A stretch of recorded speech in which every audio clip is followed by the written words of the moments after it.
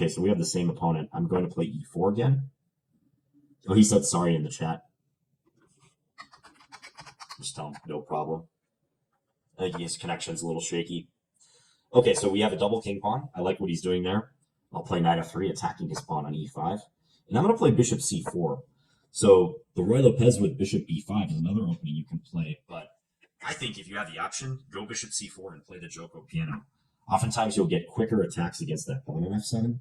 Okay, and this is instructive. He's played h6. This is a move that I see a lot of people play at lower levels.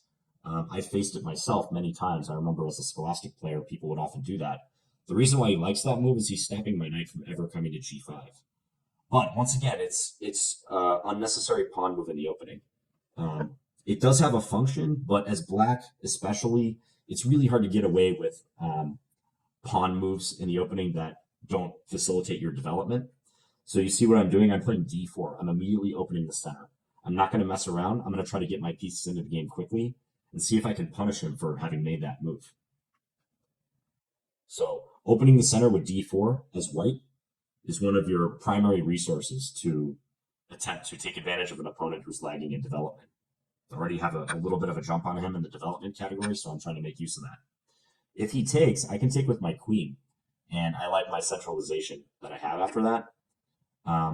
He might try to chase me a little bit, but I'm going to be in a better position to deal with that. Okay, he plays queen f6, reasonable move, I think. He's developing his queen a bit early, but he is attacking my knight, so I like the fact that he did that. I could defend it with bishop e3. I could also play knight b5 and try to attack this pawn here.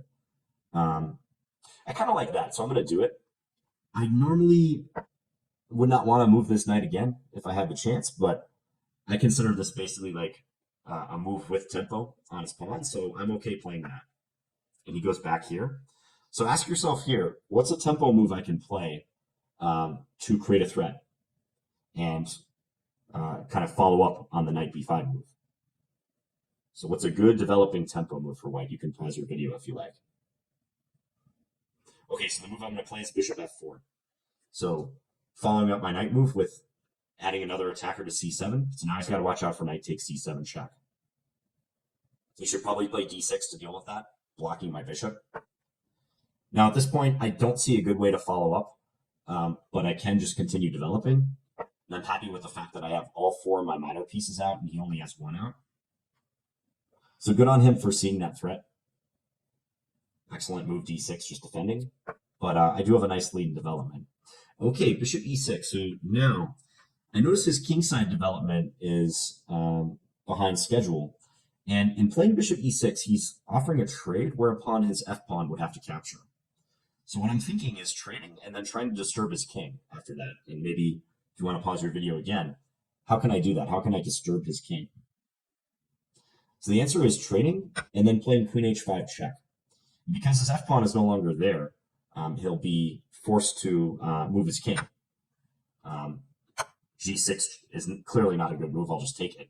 So he's going to have to move his king now to e7 or d7. And yeah, he's not going to be in good shape out of the opening already. He plays d7. That's probably the best square. On e7, he would have been blocking a lot of his pieces. Okay, so here, I have a choice which way to castle. Most of the time, I would venture to say like 80 to 90% of the time, at this level, you want to be castling short. You know, that's the most efficient way to castle usually. You can do it faster than castling long. But here, there's a couple factors that make me want to go long, which I'm going to play. The biggest one being the fact that I'm lining up with his king. I get my rook already to a good file, and even though there's a pawn in the middle, I love the fact that I'm lining right up with his king. That would not have happened if I had played castle short. He plays a good move in reply. Knight f6, a developing move, attacking my queen. I'm going to, I think, bring my queen all the way back. I could check on f7, but he's just going to block, so I'm just going to go queen e2. Now I don't really want to induce trades. Like if I had played queen f7, maybe he plays queen e7 and offers a trade. But with his king in the middle, I like my attacking chances. I like the fact that I can maybe try to open the position up and just go for the throw.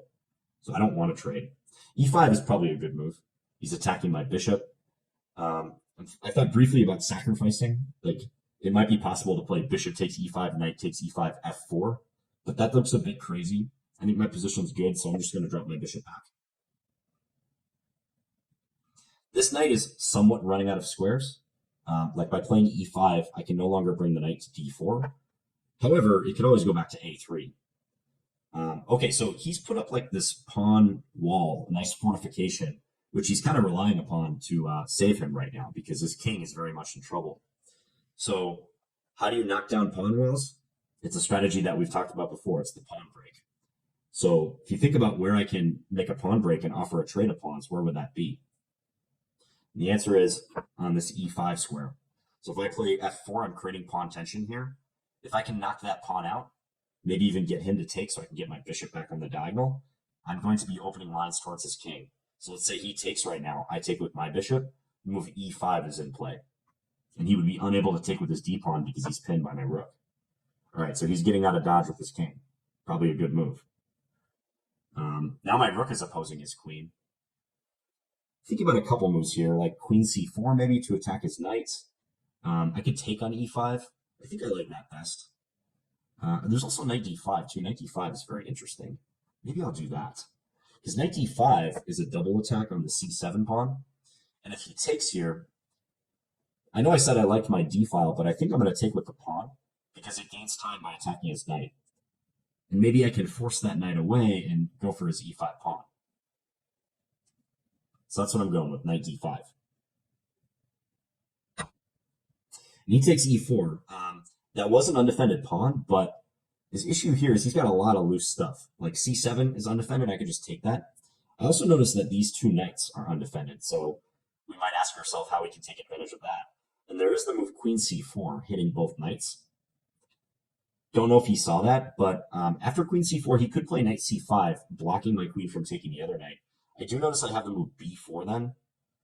That looks a bit messy. It's probably in my favor. It's a bit messy.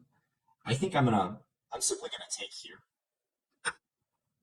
I like this because we're getting our pawn back. We still keep open the option of queen c4, and I'm attacking his rook. So I'm doing this with tempo practically. Assuming he plays rook b8, I could give a check here, but he'll block with his rook most likely. I could do a discovered attack, bishop takes b6, whereupon my queen will be opened up to attack the knight. But I like the look of this move a lot, even more so now. There's one less barrier in the way between the white queen and the black king. So I'm going here and attacking both knights. And if he wants to avoid losing a piece, he has to play knight c5, but I'm gonna launch my b pawn down the board, b4, and go attack that knight on c5. Try to get it to move so I can take the knight behind it. He plays queen d7, but now we can just pick up this undefended knight.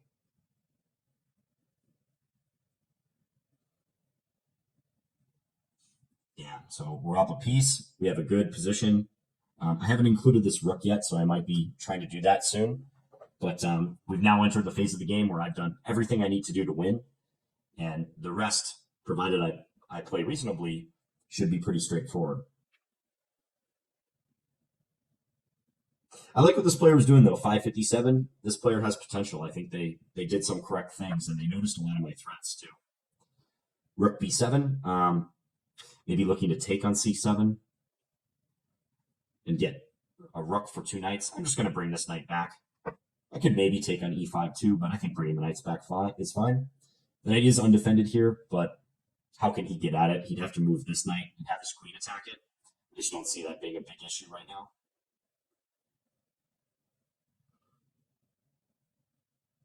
Likely these pawns are going to get traded off soon.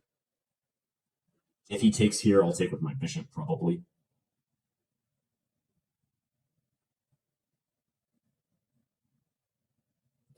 So the moment he created problems for himself was when he played bishop e6 and offered that trade, and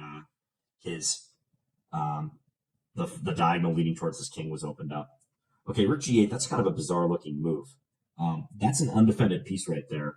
And I see like a devious way I could try to target it. I could play queen h7 and just go for the rook, but that's pretty obvious. I think he's going to see that it's attacked, and he'll probably defend it with queen f7. The move I'm going to play is very dastardly. I'm going to play queen c4. It kind of looks like I'm maybe trying to create threats against his king, which I am to some degree, but I'm also threatening discovered attacks with this knight to go after that rook. So like one threat is like knight takes b6. My queen would be opened up to get the rook. Knight f6 is also a threat. Knight b4 is also a threat here too. Like let's say he moves the rook back to h8 and just sidesteps those discoveries. Knight b4 would be a good way to double attack the knight on c6. I gotta watch my time a little bit. I've been talking a lot, but my time has been ticking down. But yeah, his position is too difficult to defend.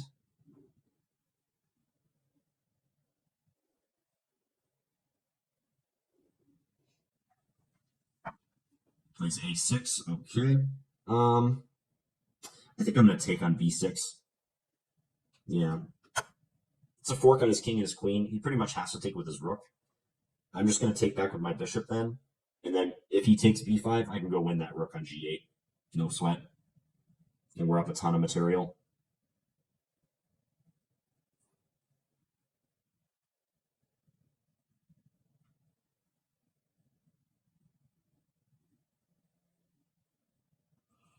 Looks like he's still having a few connection issues. Might lose on time. Okay. All right. So good game by Ragnvald Maso. And I say that because based on his rating, I think he played very well. In the opening, he saw some of the threats I created. Avoid playing this h6 move if you're black, and the way to take advantage of it is a quick d4. That's often your antidote, like I was saying, to players who are lagging in development. Try to open the middle. And if you're an e4 player, that often means pushing your d pawn and inducing a trade. You can see how much I've talked about pawn breaks. It's people at this level kind of get locked into certain pawn structures. Like often they'll just put the pawn here and just develop their pieces accordingly. But if your opponent is taking liberties with their development in the opening, you want to open lines. You want to try to get your pieces into attacking positions faster.